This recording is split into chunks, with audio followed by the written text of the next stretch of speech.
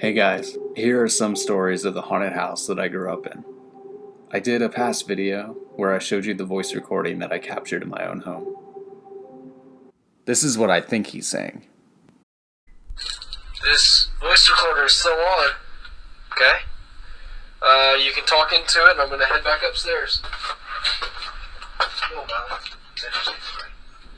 Check out the rest of that video for some of the other recordings too.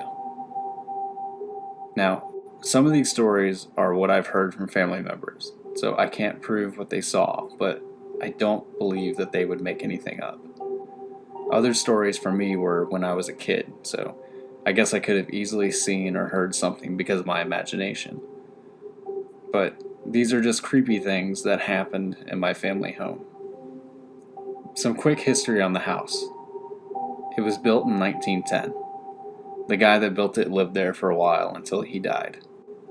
Then it was owned by a lady named Tigner. After her was my grandparents and my great-grandmother. My grandfather fell down the stairs, which led to his death. And my great-grandmother died in her sleep in my bedroom. Then my parents came into owning it when I was born. This is a true story that happened to me sometime between 12 and 14 years old. My dad worked at the shipyard, so he would leave the house at around 3 a.m. So whenever he left, I would wake up in the middle of the night when I heard the door close behind him. I usually would take that time to go to the bathroom or get a glass of water. Well, one night, after I heard the door close downstairs, I got out of bed and went into the kitchen to grab a drink. To describe my kitchen really quick, we had a countertop with a wall behind it, and on the wall was a decorative mirror. I poured me a glass of water, and as I lifted my head up to drink it, I made eye contact with the mirror in front of me. The reflection in the mirror was me with the glass in my mouth, but that wasn't all. Behind me, over my left shoulder, was a woman with a blank expression. She had white Victorian-style clothes, a round, fat face. She had dark eyes and was looking directly at me. I saw all of that in a split second and turned around to see that there was no one there. I remember setting my glass down on the counter and calmly walking back upstairs to bed because I didn't want whoever it was to know that I was scared. I don't believe that that was just my imagination because I was so tired I wasn't thinking about seeing anything scary, so I don't see why my brain would create that. However, it does fit the narrative of the house that I grew up in because of the next story. My dad claims that when he was home alone, he walked into the dining room, which our dining room connected the kitchen and the living room. He looked into the kitchen and saw a woman dancing in the old-fashioned white dress like I saw. She was transparent so he could see right through her like she was invisible. Then after a few moments she faded away. My old bedroom was definitely haunted. That is where I would see the most hauntings because of serious sleep paralysis.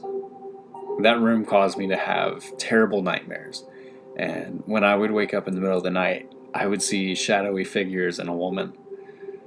But before I slept in there, my brother lived in that room, so one day I went upstairs to ask him a question, and when I got in there, a voice came from the closet saying, "Get out." And I know what you're thinking. That's your brother just messing with you. But no, I ran downstairs and he was in the kitchen the whole time. Another time that room scared us was when I was downstairs watching TV and my mom was taking a bath upstairs. I barely heard her talking upstairs and heard her say my name. I yelled up and said, "Yeah?" And I heard her gasp in shock. So I ran upstairs and she said she heard me in my bedroom, so she was talking to me, but no one was in there. Hey guys, really quick, don't forget to like this video and subscribe for more scary stories like this, scary short stories that I write, and other videos on all things scary. My niece attracts spirits. She sees them often, and whenever she is around, paranormal things usually happen. Once, she was sleeping on the couch and woke up in the middle of the night to see a little boy walking down the stairs. And when he reached the bottom of the steps, she noticed that he had no legs. The boy pointed at her and then faded away. The next morning, she asked if I had come down in the middle of the night, but I was sound asleep in my bed. Another time, my niece was babysitting for me for a little bit when I was really young, so we went up in the attic. In the attic were a bunch of old toys, furniture, and holiday decorations. She left me up there for a while, and when she came to get me, she asked me why I was still up there. She says that I told her I'm playing with my friend. And that's when I pointed to a rocking horse that was next to me. Probably the scariest story is this one. My niece was staying the night, and we had most of my family there. My niece had used a Ouija board prior to coming over, and we believe that this is what caused this to happen. Just before you get into the kitchen, we had a cross in there that had been hanging for years.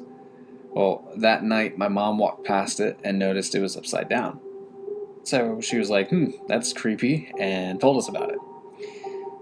Later on that night, my niece walked past it and saw the cross had turned upside down again. So, okay, we were pretty freaked out and decided we should all stay in the same room the rest of the night. After a while, we eventually forgot about it, and my sister went downstairs to the kitchen to get some food. When she walked in, she saw the cross had turned upside down again. She came running upstairs, and we all huddled together on my mom's bed until we all went to sleep. If you grew up in a haunted house, I would love to hear your stories too. Email me your experiences to nightmarenarrative@gmail.com so that way you and I can be able to talk about it, and it could be in a future video. I'm hoping after I post this video to get more stories to you guys from my family, so I hope you enjoyed it, and thank you so much for watching today, and remember, sleep well.